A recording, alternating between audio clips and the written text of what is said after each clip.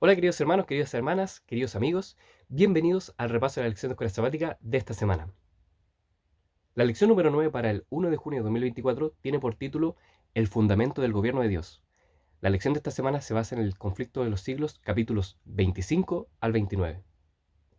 El versículo clave para esta semana se encuentra en Apocalipsis capítulo 12, versículo 17, que dice: Entonces el dragón se enfureció contra la mujer y se fue para hacer guerra contra los demás descendientes de ella, quienes guardan los mandamientos de Dios y tienen el testimonio de Jesucristo. Después de que se formó el movimiento Millerita y ocurrió ese evento que nosotros conocemos como el Gran Chasco de 1844, algunos cristianos volvieron a sus Biblias, volvieron nuevamente a leer la palabra de Dios y encontraron verdades que habían descuidado o verdades que habían sido ocultas producto de un mal estudio de la Biblia o porque realmente no se había escudriñado correctamente. Y empezaron a volver a restaurarse algunas verdades que se habían dejado en el pasado. Algunas de estas verdades era como por ejemplo el tema de los 10 mandamientos, que muchos cristianos habían dejado de lado, que habían olvidado y que habían dejado de guardar. También está el tema de la alimentación, también está el tema de las finanzas, la familia y así muchas verdades, muchas cosas que estaban en la Biblia volvieron nuevamente a traerse a colación y nuevamente los cristianos empezaron a guardar, a obedecer y estudiar estas cosas. Así fue con los adventistas, que seguían esperando la segunda venida de Cristo y encontraron de que estaban todavía vigentes los 10 mandamientos, y exclusivamente el cuarto que habla acerca del sábado, que era un mandamiento que ya no se guardaba hace mucho tiempo. Es increíble ver cómo, a pesar de las épocas, a pesar de los diferentes eventos y problemas que habían, el Señor siempre ha guiado a su iglesia a la verdad. Y es así como de esta manera, nuevamente Jesús va mostrando a sus hijos, le mostró a los que habían pasado por el chasco un tema tan importante y trascendental como lo era el sábado, el cuarto mandamiento de la ley de Dios.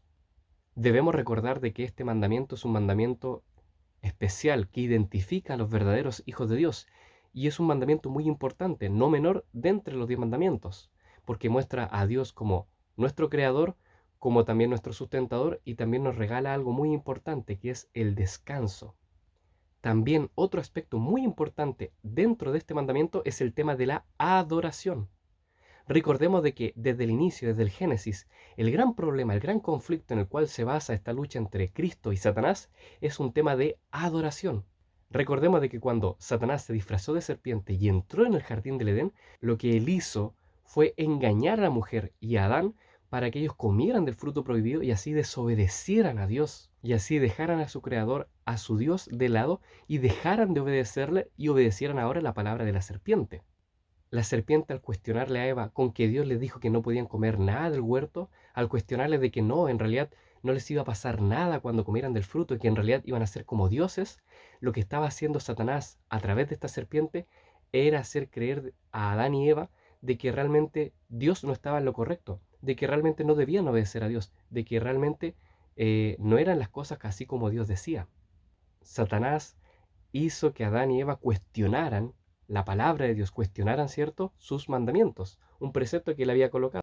Una de las reglas que Dios había colocado para que Adán y Eva se mantuvieran en el jardín de Edén era que no comieran de ese fruto que estaba en medio del huerto, no comieran del fruto de el conocimiento del bien y del mal.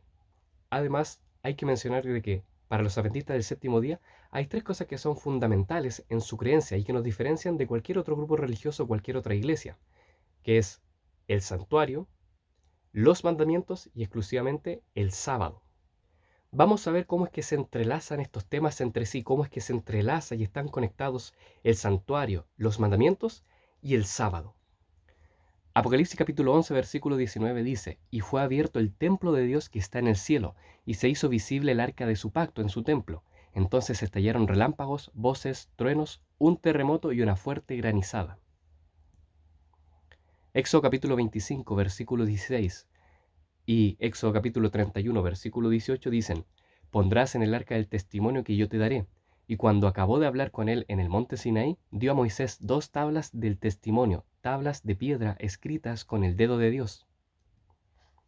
Apocalipsis capítulo 12, versículo 17 dice: Entonces el dragón se enfureció contra la mujer y se fue a hacer guerra contra los demás descendientes de ella, quienes guardan los mandamientos de Dios y tienen el testimonio de Jesucristo. Dios fue quien le dijo a Moisés qué es lo que había que colocar en el tabernáculo, en el santuario.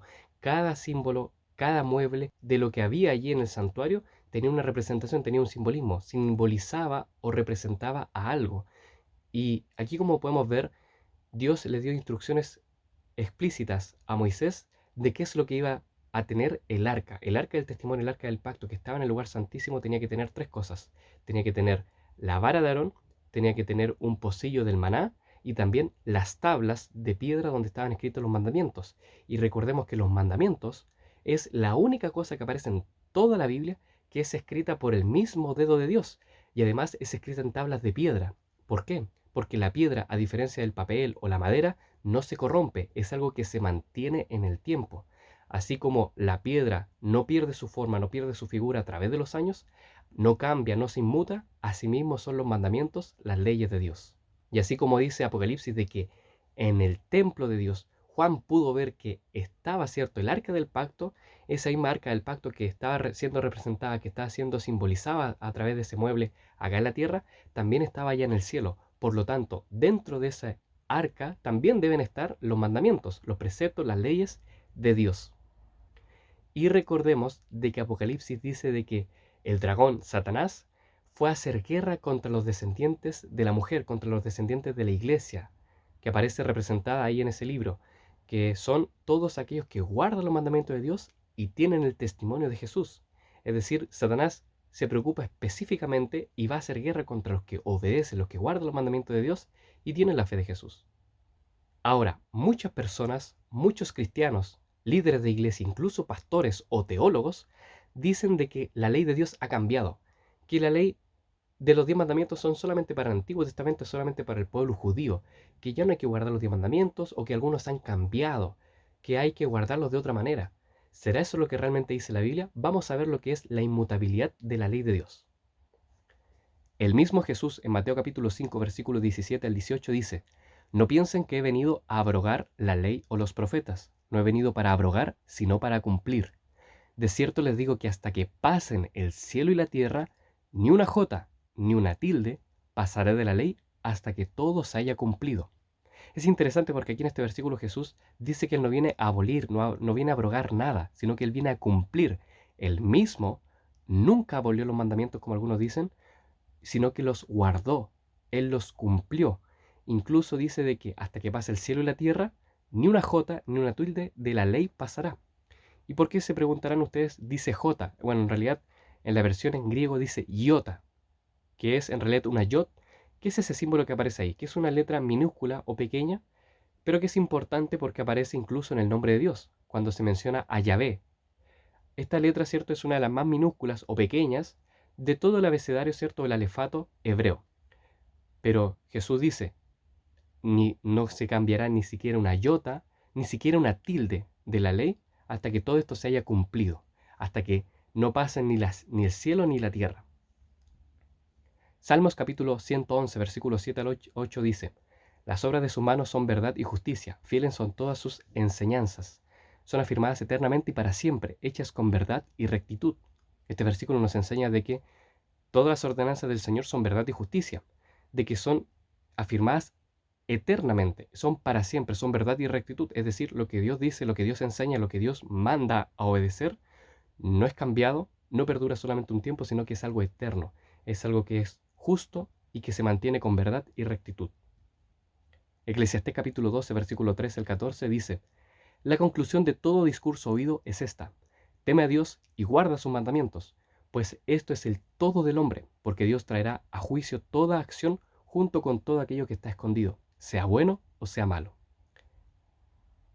Acá el sabio Salomón nos está diciendo de que el fin de todo el hombre es guardar los mandamientos de Dios, temer a Dios y obedecerle, porque sabemos que al final Dios, como dice acá Eclesiastés, traerá toda acción a juicio. Lo que nosotros conocemos como el juicio investigador, seremos examinados por nuestras cosas buenas o malas. Por lo tanto, tenemos que buscar hacer el bien. ¿Y cómo hacemos eso? Obedeciendo los mandamientos de Dios. Primera de Juan capítulo 5, versículo 3 dice: pues este es el amor de Dios, que guardemos sus mandamientos, y sus mandamientos no son gravosos. Acá el apóstol Juan nos menciona de que aquí se encuentra el amor de Dios, en que nosotros guardamos sus mandamientos. Así nosotros mostramos que les amamos, que le amamos. Así nosotros mostramos que le amamos, y así también nosotros encontramos el amor de Dios en que Él nos ayuda a guardar sus mandamientos y que nos damos cuenta de que sus mandamientos no son gravosos, sino que son una delicia, que son algo bueno para nosotros. Proverbios capítulo 28, versículo 9 dice, el que aparta su oído para no oír la ley, aún su oración es abominable. Es decir, acá nos dice, ¿cierto?, el sabio Salomón nuevamente, de que aquella persona que no obedece a Dios es imposible, es difícil de que Dios le escuche. Su oración es abominable. Es por eso que muchas personas se cuestionan o se preguntan, ¿por qué Dios no escucha mi oración? Es porque esas personas tampoco quieren escuchar a Dios. ¿Te estás dando cuenta cómo toda la Biblia siempre va mencionando los mandamientos? Es imposible que tú no leas un capítulo de la Biblia, que tú no leas un libro sin que se mencionen las ordenanzas del Señor o que hay que obedecerle, que hay que guardar sus preceptos. Y constantemente hay una infinidad de versículos en la Biblia que hablan acerca de los mandamientos, hablan acerca que hay que obedecer a Dios, hay que escuchar y atender su palabra. Ahora, vamos a ver unos versículos que hablan acerca de cómo tiene que ser la relación del cristiano, del creyente, con Dios en cuanto a los mandamientos. Porque los mandamientos no solamente son algo que hay que dejar ahí colgado en la pared, o algo que hay que meditar, algo que hay que ver, estudiar. No, es algo que también hay que cumplir. Vamos a ver los siguientes textos. Éxodo capítulo 34, versículos 5 al 7 dice, entonces descendió el Señor en la nube y se presentó allí a Moisés, y éste le invocó el nombre del Señor. El Señor pasó frente a Moisés y proclamó, Señor, Señor, Dios compasivo y clemente, lento para la ira y grande en misericordia y verdad, que conserva su misericordia por 1000 generaciones, que perdona la iniquidad y la rebelión del pecado, pero que de ninguna manera dará por inocente al culpable, que castiga la maldad de los padres sobre los hijos y sobre los hijos de los hijos, sobre la tercera y sobre la cuarta generación.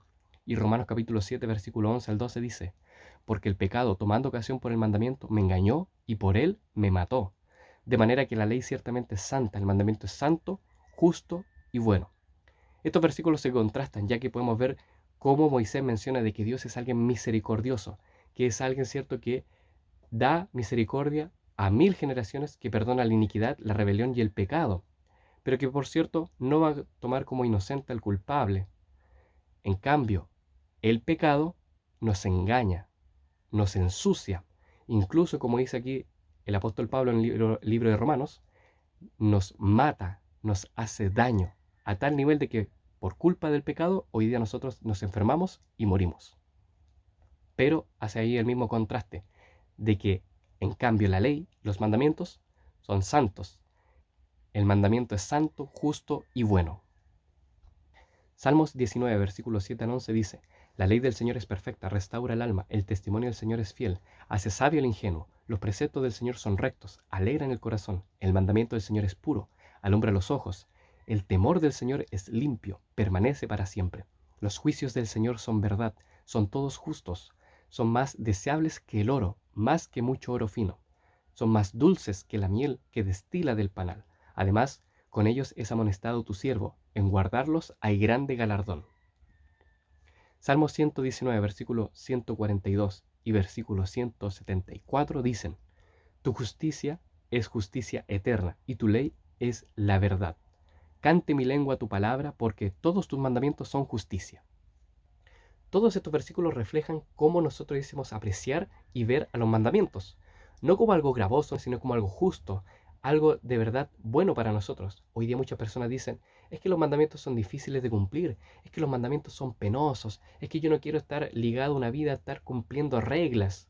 En realidad el Señor nos muestra, y maravillosamente lo podemos ver en lo que relatan el salmista, en los proverbios y en muchas otras infinidad de versículos, de que los mandamientos cuando uno los cumple, uno siente armonía en su relación con el Creador. Uno puede adorar a Dios y uno también se va a sentir mejor. Así va mejorando nuestra relación con Dios y también nuestra relación con el prójimo. Nos hacemos mejores personas. Nuestra conciencia está limpia y también nos apartamos del mal y hacemos lo bueno. Ahora, ¿qué es lo que dice la Biblia acerca del sábado? Y cómo esto se relaciona también con nuestro Creador, con nuestro Dios. ¿Es el sábado una forma de acercarnos a Dios? Vamos a ver qué es lo que dice la Biblia. Apocalipsis capítulo 14, versículos 6 al 7, donde aparece el mensaje del primer ángel, dice, vi a otro ángel que volaba en medio del cielo, que tenía el evangelio eterno para predicarlo a los que habitan en la tierra, a toda nación, tribu, lengua y pueblo. Y decía a gran voz, teman a Dios y denle gloria, porque ha llegado la hora de su juicio. Adoren al que hizo los cielos y la tierra, el mar y las fuentes de las aguas. Y en Apocalipsis capítulo 4, versículo 11, donde aparece la adoración celestial al Cordero que está sentado en el trono, que es Jesús, dice, digno eres tú, oh Señor, y Dios nuestro, de recibir la gloria, la honra y el poder, porque tú has creado todas las cosas, y por tu voluntad tienen ser y fueron creadas. Estos versículos primero nos menciona el mensaje del primer ángel de que tenemos que volver a temerle a Dios y darle gloria, porque ha comenzado su juicio. ¿Y cómo hacemos eso? Adorándole. ¿Cómo podemos adorar a Dios? A través de guardar sus mandamientos. Y en la adoración que hacen los cuatro seres vivientes, los ancianos y los ángeles que aparecen en esta visión en Apocalipsis capítulo 4, dicen que el Señor es digno de recibir la honra y la gloria y el poder, porque Él es el creador y por medio de Él todas las cosas fueron creadas. Jesús estuvo en la creación, Jesús fue parte de todo el Génesis y siempre ha existido y siempre ha estado. Y por lo tanto, gracias a Él existimos, gracias a Él estamos vivos y también podemos ser redimidos. Génesis capítulo 2, versículo 1 al 3, en el séptimo día de la creación, cuando se crea el sábado, dice: Así fueron terminados los cielos y la tierra y todos sus ocupantes. El séptimo día Dios había terminado la obra que hizo y reposó en el séptimo día de toda la obra que había hecho. Por eso Dios bendijo y santificó el séptimo día, porque en él reposó de toda su obra de creación que había hecho. Éxodo capítulo 20, versículo 8 al 11, donde está el cuarto mandamiento que habla acerca del día de reposo, dice: Acuérdate del día sábado para santificarlo. 6 días trabajarás y harás toda tu obra, pero el séptimo día será sábado para el Señor tu Dios.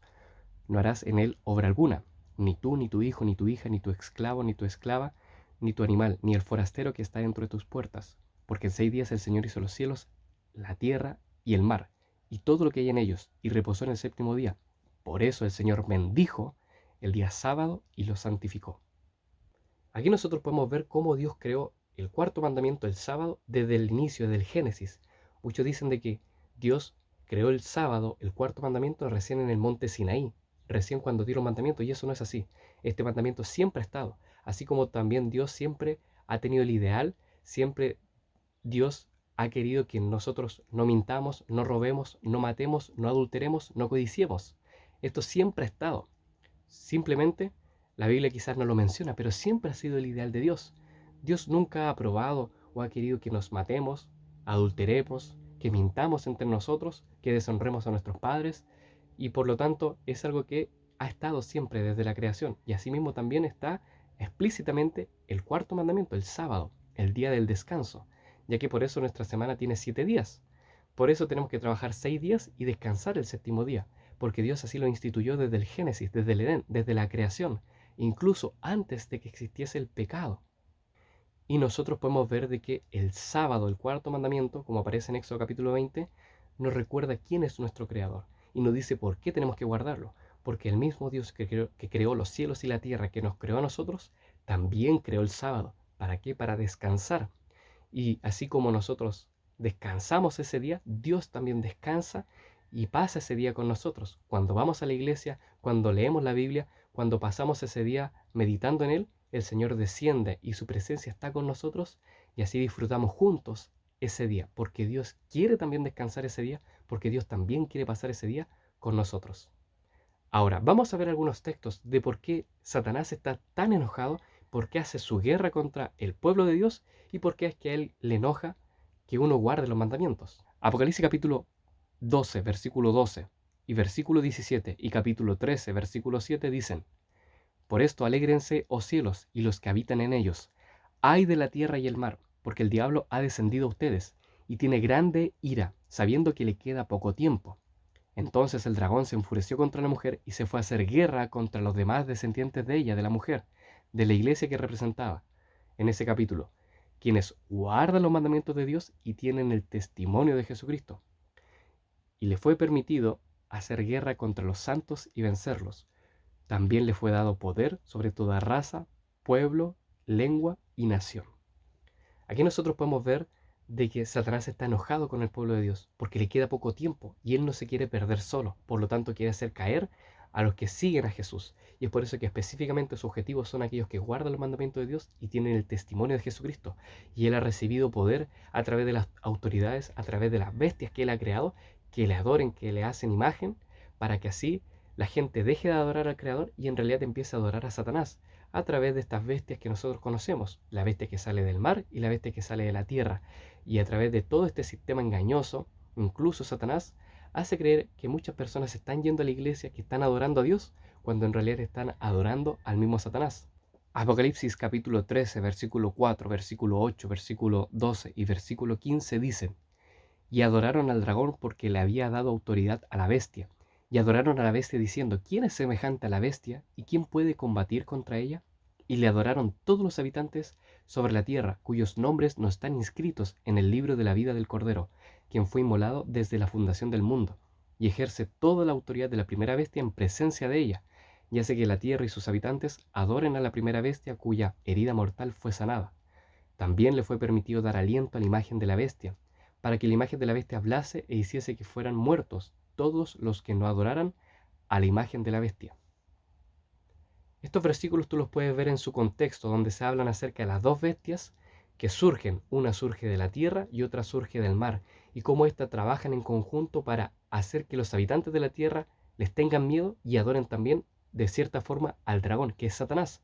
Así reciben adoración y también infunden miedo sobre la gente, ejerciendo poder, incluso matando a todos aquellos que no les adoran.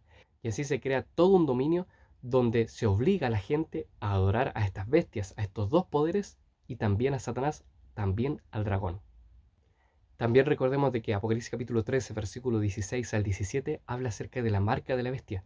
Dice que una de estas bestias va a hacer que a todos, chicos y grandes, ricos y pobres, a todas las personas de la tierra se les coloque una marca en la mano o en la frente, y con eso se va a identificar a quienes adoran a la bestia. Y todas aquellas personas que no estén dispuestos a colocarse esa marca, no se les va a poder permitir ni comprar ni vender. Es de esta manera como se empieza a hacer una persecución en el tiempo final, y se empieza a distinguir a los que adoran a la bestia, a los que adoran a Satanás, al dragón, y a los que adoran a Dios. Y todos aquellos que no tienen esta marca de la bestia, todos aquellos que no adoran al dragón, todos aquellos que no adoran a estas bestias, van a ser perseguidos e incluso van a ser muertos en persecución y en consecuencia a la adoración. Apocalipsis capítulo 14, versículo 12 nos muestra quiénes son los que se mantienen fieles hasta el final, y también quiénes son los verdaderos hijos de Dios, aquellos quienes Jesús viene a buscar. Dice: aquí está la perseverancia de los santos, quienes guardan los mandamientos de Dios y la fe de Jesús. Y Ellen White, en el libro El conflicto de los siglos, página 443, dice: los cristianos de las generaciones pasadas observaron el domingo creyendo guardar así el día de descanso bíblico, y ahora hay verdaderos cristianos en todas las iglesias, sin exceptuar la católica romana, quienes honestamente creen que el domingo es el día de reposo divinamente instituido. Dios acepta su sinceridad de propósito y su integridad ante Él, pero cuando la observancia del domingo sea impuesta por ley y el mundo sea iluminado con respecto a la obligación del verdadero día de reposo, entonces el que transgrediere el mandamiento de Dios para obedecer un precepto que no tiene mayor autoridad que la de Roma, honrará con ello al papado por encima de Dios, rendirá homenaje a Roma y al poder que impone la institución establecida por Roma.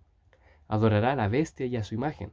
Cuando los hombres entonces rechacen la institución que Dios declaró ser el signo de su autoridad, y honren en su lugar lo que Roma escogió como signo de su supremacía, ellos aceptarán el hecho de que el signo de la sumisión, ellos aceptarán de hecho el signo de la sumisión de Roma, la marca de la bestia.